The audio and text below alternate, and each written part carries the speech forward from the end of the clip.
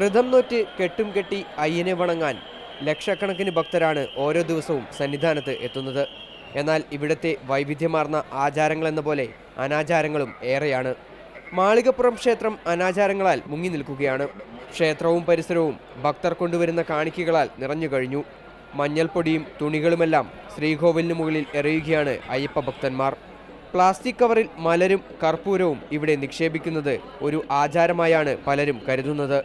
ക്ഷേത്രത്തിനോട് ചേർന്നുള്ള മരത്തിൽ സന്താനലബ്ധിക്കായി തൊട്ടിലുകൾ കെട്ടുന്നു.